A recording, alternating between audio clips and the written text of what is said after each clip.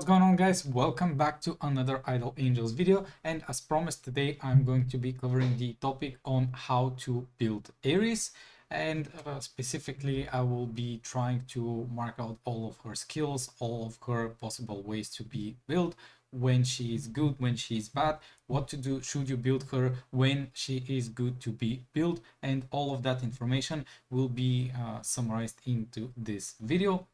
And also I try to make those videos in a way that they are available even in months after other angels get released. But of course, if there is another angel that is going to completely replace a certain character, I will definitely make sure to cover that in a video as well. But now let's focus about Aries. So before we start with talking about Aries, there is something that it must be said. In order to level up your characters, you will need to push them to the SSR plus UR plus or the MR stage to 5 stars in order to be able to reach level 400. And level 400 is needed mainly because it pushes the stats of the angel, like HP, attack, power, and all other stats, but primarily speed, which is needed and very, very important for PvP.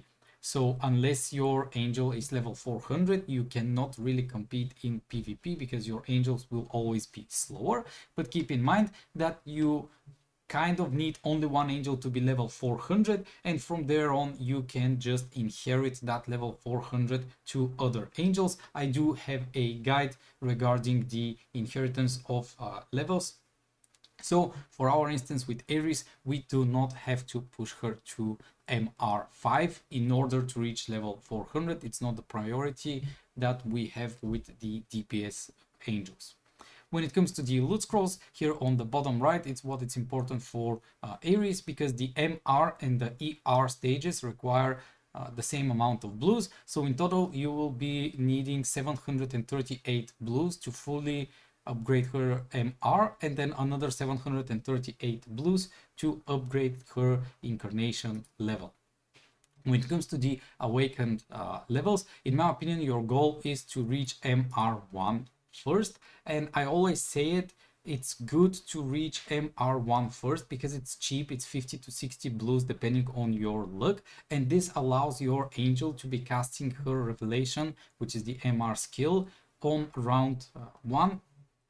So it's very cheap for the rewards that you get during battles. On the second spot, I do suggest that you max out the incarnation powers to 5, which is the maximum, and then you go back to max the MR powers. And in my opinion, this is an angel that you definitely want to max out because she is primarily being used for PvP. She is not a PvE angel, even though I would love to see her in PvE. I will do my best to test her out, but I cannot do it on my own. So I'm always looking from the feedback from other players if they have tested it on PvE. But in my opinion, she doesn't really have a slot for the PvE because she doesn't provide the needed buffs in order to clear the PvE stages. Now, when it comes to her basic skills, this is skill 1 and skill 2 that you get. On the skill 1, she heals all allies for 50% of her max HP and increases the all allies crit damage reduction by 50% for 2 rounds, which is primarily for PvP because on PvE you always get one-shotted anyway. The second skill deals magic damage equal to 10% of max HP to 2 random enemies with 50% chance to inflict curse bound for 1 round, which will make the enemies unable to cast their skills or restore willpower. Why this is so good? Basically, the meta works right now as follows. Whenever you play the battle out, the first thing that it's casted, it's the incarnation level skill. And to cast incarnation level skills, you need 3 willpower. So the first round, every single time the enemies will be able to cast, but thanks to Aries, she can lock the enemies out, so that way the enemies won't be able to cast round 2 their incarnation power again, And if you can lock your enemies on not being able to cast their incarnation power, there are higher chances for you to win. Now let's go to the UR plus powers. I am terribly sorry because I have messed up. The idea on the first and the second one is to pick the HP and the max shield on the second one, not the damage and not the attack. I'm very sorry that this hasn't been replaced, but her UR plus skill is giving you restores all HP when taking fatal damage for the first time. So she has a build up in herself, in her kit, a death evasion, which will allow her to stay alive for longer.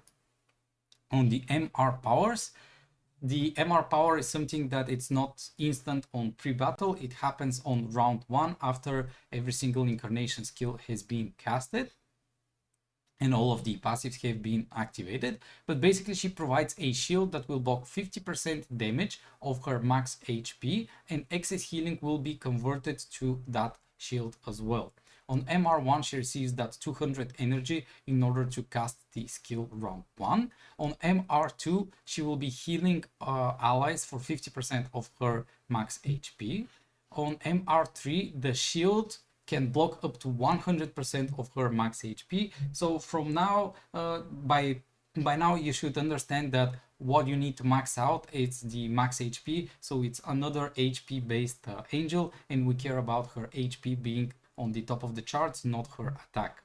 On the MR4, and this is where the good stuff starts, the passive, when the UR plus is triggered, so when she's about to die and she doesn't die but survives, she will increase the attack of all allies by 25% and their HP by 10% for 2 rounds, which is very nice. And on MR5, the ally with the highest attack will always start with this shield, which is insane because your DPS is already protected before the fight even starts, and that in my opinion is very good for PvP. Incarnation power, so her incarnation power reduces all enemy skill damage dealt by 50% for 2 rounds, and for every ally that has a negative effect on them, same number of enemies will receive the curse bound for 1 round, which will remove the possibility for them to cast skills or restore willpower. But keep in mind that this thing has 30% chance to be casted onto the enemy, so it's not 100% chance that you will be able to stop the enemy on incarnation power 0. Incarnation power 1 will give you +1 more willpower, which will allow you to cast the ER skill on the pre-battle before round 1. Incarnation level 2 reduces all enemy speed by 100, which is, how they say it, it's insane, because this one reducing the speed by 100 potentially can allow your team to go first and for you to win the battle only because of this thing over here, by slowing your enemies. For incarnation level 3, for each ally under the effect, you receive +10% chance to land the debuff, which means that you have 6 allies, this is +60%, and if I'm not mistaken, this will be turning it into 90% chance to affect the enemies with the curse bound. On incarnation level 4, if more than one enemy is chosen to get the debuff, the first enemy is 100% getting to be debuffed with the curse bound, which is very nice. And now on the ER5, this is probably the craziest thing that we have currently in the game in regards of PvP. Aries can cast all of her MR and ER skills, even if she is in under controls like stuns, CCs, bounce, and all of those crowd controls that will stop her from casting. So this is pretty amazing, because your whole team gets stunned, you have Aries on position 2, well, she is able to cast her shield, her MR skill, in order to protect the allies until the stun wears off, so that your team can start fighting once again. When it comes to the Rlic, I do suggest using her own Rlic is the best option, with primarily looking for HP percentage, but if you cannot get 3 times HP percentage, look for max HP and speed on the substats. On the gear ascension, our goal over here is to get the belt to tier 5, and from there on it doesn't really matter how you do the leveling on the other parts, but your primary goal is to reach tier 5 on the belt, because this will push her to the maximum HP possible. On the artifacts, we want to push the HP with the damage reflection, and then the crit chance with crit damage. Main reason for crit chance is because healing can crit chance, can crit as well. So that's why you want the crit chance as a second, and then the rest are not of that big of importance. On the wardrobe, our goal is to reach the max HP with endurance, because endurance provides more HP as well. After that, it's intellect, because this is going to increase the attack power of the angel, and then attack, so she is just stronger and hitting for more just in case. Then on gems, we want the HP gem into attack gem, and then defense or defense penetration doesn't make that much of a difference. And on the special gem that you get from Illusionary Corridor, you could go with the nature gem, or you can do the void shadow gem. But on the void shadow or the nature gem, you definitely want the HP as much as possible to stack it. And then you can do buff received with speed. And in case you are wondering, okay, but I didn't get something nice, you could go for the healing effect as another stats.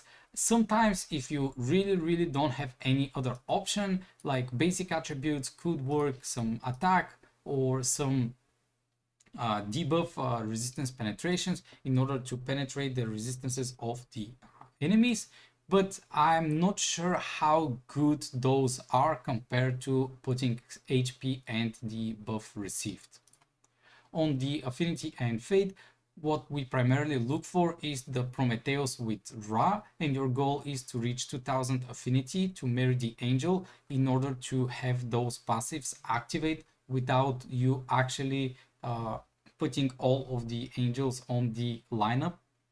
But our goal is to get the HP here on the second and the third row. I'm quite surprised that we have 2 times 15% HP and then 3 times attack, and it's not 3 times HP when she is HP based. This is some weird decision from the dev team, but it is what it is. And lastly, let's talk about the pet. On the pet, my suggestion is, if you're using the free-to-play, probably the best option is the Celestial Light. Of course, if you are using the Celestial Light already for Hela or for Wrath, you can go with whichever you want from the other ones except the Death Reaper. And from the pay to win, there are other options to get them, but it's primarily easiest with paying. You have the Lotus Maiden or the Hela one, depending on if you're using them on Hela or another HP based angel like Pandora or Wrath. But in worst case scenario, you can go with the Devil Elder, or you could be looking for one of those pets that just stack negative effects onto the enemies. That will be one of your best opportunities and choices to do. So thank you all for watching. If you have any questions, please do not hesitate to put them down in the comments. I do hope that you find this guide helpful, and that it will help you out decide if you want to push for PvP and to build Aries as well. If you have any questions, please put them down in the comments. I'll gladly answer them, and I'll see you on the next video.